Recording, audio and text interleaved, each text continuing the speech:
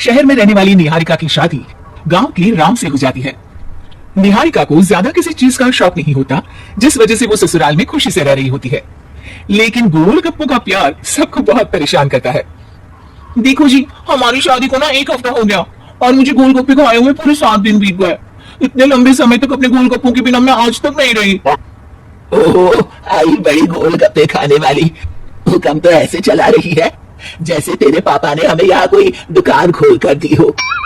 बेटी तो दी है ना, अब उसे थोड़े गोलगप्पे तो आप भी खिला सकते हैं ना।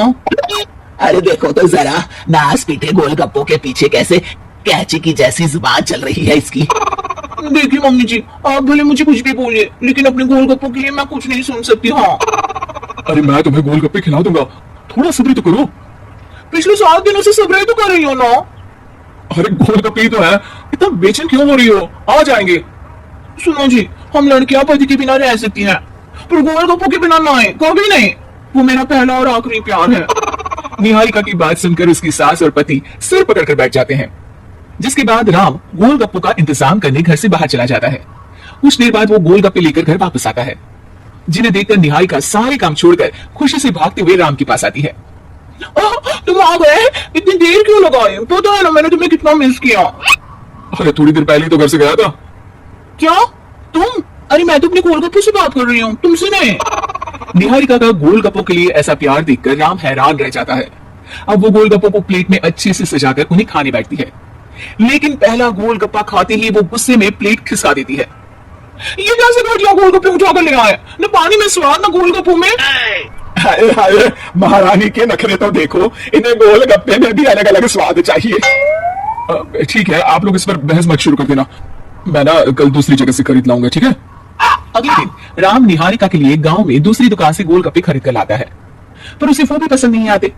जिसके बाद बहुत दिनों तक यही सिलसिला चलता रहता है, जिसमें राम अपनी पत्नी के लिए दूसरे गांव तक जाकर वहां से भी गोलगप्पे खरीद कर लाता है, पर निहारिका को कहीं की कोई भी गोलगप्पे पसंद ही नहीं आते। तुमको तो अच्छे गोलगप्पे की पहचान करना आता ही नहीं है, तुमको गोलगप्पे का प्यार पता ही नहीं है, तुमसे कुछ होता ही नहीं है। अरे तुमसे बहुत होता है तो तुम खुद कर लो ना। सास की बात पर निहारिका बैग पैक करके घर से जाने लगती है, जिस पर राम उसे रोकते हुए कहता है, अरे इतनी सी बात पर कोई घर छोड़कर जाता है क्या? मैं कल शहर जाकर तुम्हारी पसंद के गोलगप्पे ले आऊंगा, ठीक है? आपको कहीं जाने की जरूरत नहीं है, मैं शहर चली जाती हूँ और घर छोड़कर नहीं जा रही, गोलगप्पे खाने जा रही हूँ। ये कहकर निहारिका शहर में अपने पापा के घर चली जाती है, जहाँ पर वो सुबह के नाश्ते से लेकर रात के खाने तक में मन और पेट भरकर गोलगप्पे खाती रहती है, जिससे उसकी तबीयत खराब हो जाती है और उसे अस्पताल में एडमिट करना पड़ता है। फूड पॉइजनिंग है, जंक फूड बिल्कुल बंद करना होगा। लो, बहुत गोलगप्पे गोलगप्पे करती रहती थी, कर दिया ना गोलगप्पे ने बीमार। और खाओ अब। माँ, इसके बारे में हम घर जाकर बात करेंगे। कुछ दिनों में निहारिका ठीक होकर अपने ससुराल वापस आ जाती है, जिस पर एक बार फिर सास बहू की नोकझोंक शुरू हो जाती है। अब थोड़े दिन अपने प्यार से दूर रहना, नहीं तो इस बार सीधा भगवान के घर पहुंच जाओगी। इस बार सास की बात का कोई जवाब दिए बिना निहारिका अपने कमरे में चली जाती है। बीमार होने की वजह से निहारिका गोलगप्पे तो खा नहीं पाती, लेकिन अभी भी उसके मन में हर वक्त उन्हीं के ख्याल चलते रहते हैं। हाय मेरे प्यारे गोलगप्पे, इस कल मुझे फूड पॉइजनिंग ने मुझे मेरे प्यार से दूर कर दिया। मेरे गोलगप्पों, मुझे तुम्हारी बहुत याद आ रही है। अगर मैंने तुम्हें खाया तो मम्मी जी तानों के ही गोलगप्पे बनाकर मुझे खिला देंगी। एक दिन निहारिका अपने चेकअप के लिए डॉक्टर के पास गई, जिसके घर से निकलते ही राम रसोई में जाकर कुछ करने लगता है।